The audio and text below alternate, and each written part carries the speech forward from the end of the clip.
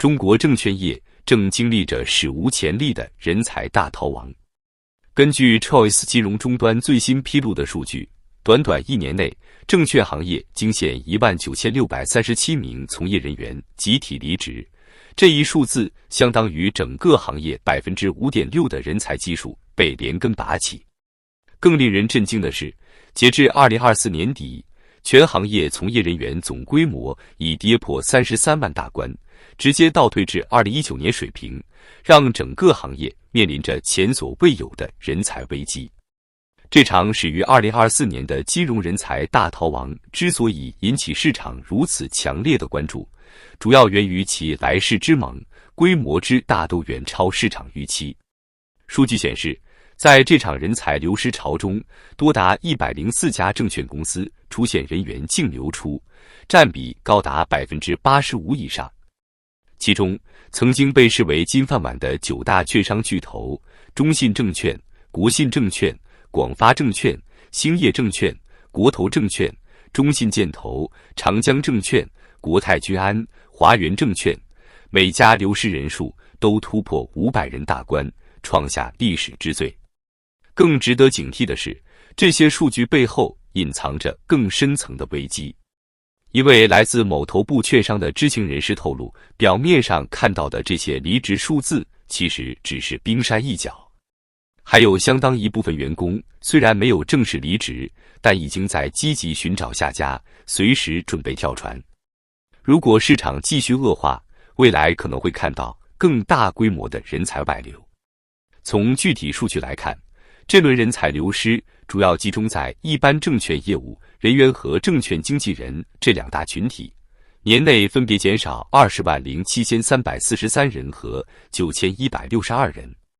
与此形成鲜明对比的是，分析师、投资顾问和保荐代表人3类专业人才却实现了逆势增长，其中投顾人数增加3225人，分析师新增930人，保代新增168人。这种结构性变化表明，证券行业正在经历一场深刻的转型阵痛。特别值得注意的是，曾经的万人俱乐部成员也在这波寒潮中快速萎缩。截至2024年底，仅剩中信证券、中信建投、国泰君安、中国银河、广发证券5家券商保持万人规模，这一数字与2019年底的水平完全重合，充分说明行业正在经历一轮前所未有的去肥增瘦转型。更令市场担忧的是，即便是这些幸存的万人俱乐部成员，其队伍规模也在持续缩水。以国信证券为例，该公司2024年内减员1329人，直接跌出万人俱乐部，目前仅剩9924人。紧随其后的华泰证券9581人，招商证券8987人，中泰证券8314人的处境也不容乐观，人员规模均出现明显下滑。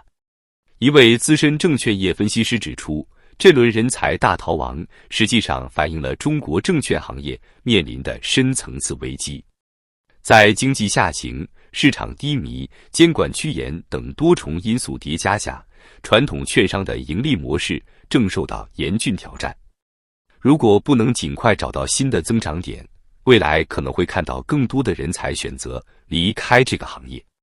这场席卷整个证券行业的危机，不仅体现在人员流失上，更直接反映在从业人员的收入水平上。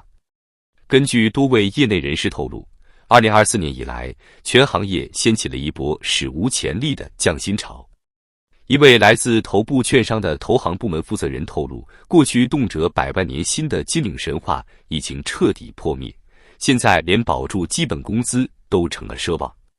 数据显示，仅在2024年上半年，多家头部券商就对员工薪酬进行了大幅调整。其中最引人注目的是某头部券商投行条线的降薪方案，中低职级员工的月固定工资普遍下调5000至1万元不等，这意味着员工年收入可能较往年缩水6万到12万元。更令人担忧的是，这种降薪趋势似乎还在进一步扩大。一位资深金融猎头透露了更令人震惊的内幕：现在的情况比2020年疫情期间还要糟糕。过去跳槽就能加薪的黄金时代已经一去不复返，现在很多人即便愿意降薪跳槽，都找不到合适的下家。我手上有几个客户，年薪从120万直接跌到70万，却依然没人愿意接盘。更让业内人士感到不安的是，这种薪资下滑似乎已经开始系统性扩散。据知情人士透露，北京当局已经开始酝酿对金融央企实施全面限薪令。根据最新政策草案，高层管理人员年收入将被限制在100万元以内，而董事长和总裁的薪资上限更是被压缩到70万至90万元区间。这一政策若落地实施，将成为中国金融史上最严厉的限薪政策。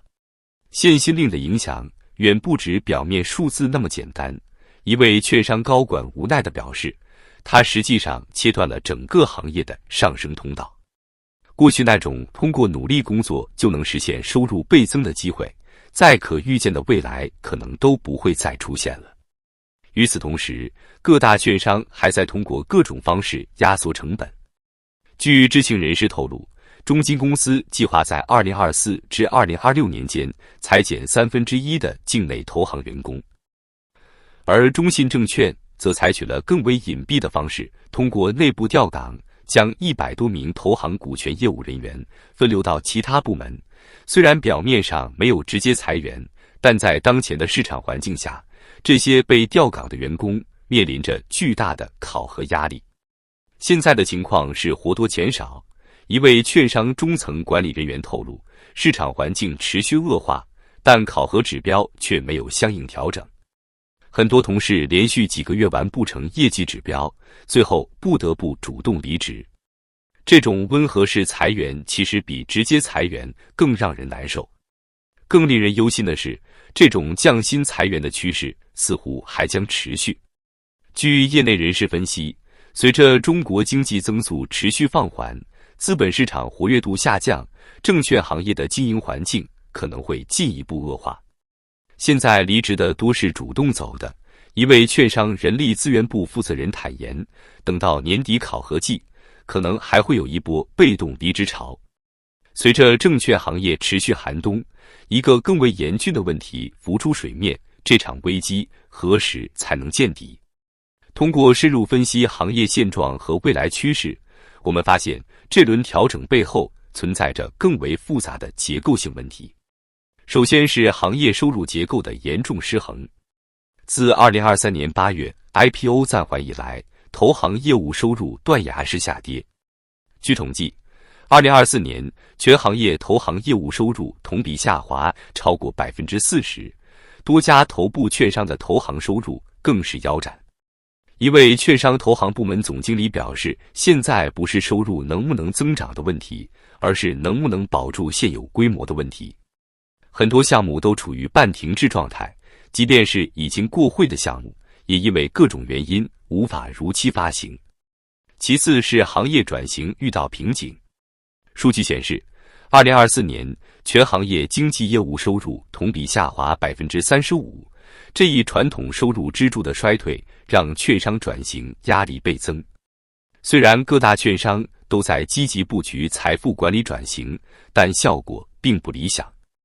一位券商战略部负责人分析到，财富管理转型是个系统工程，需要长期投入和积累，但目前市场环境下，很多券商连基本的生存问题都难以解决，更别说投入大量资源进行转型了。更令人担忧的是，券商之间的马太效应正在加剧。据统计，2024年头部券商的市场份额继续提升，前10大券商的营收占比已超过60%。一位行业分析师指出，中小券商的生存空间正在被快速挤压。如果没有外部支持或者并购重组，很多中小券商可能会在未来几年内退出市场。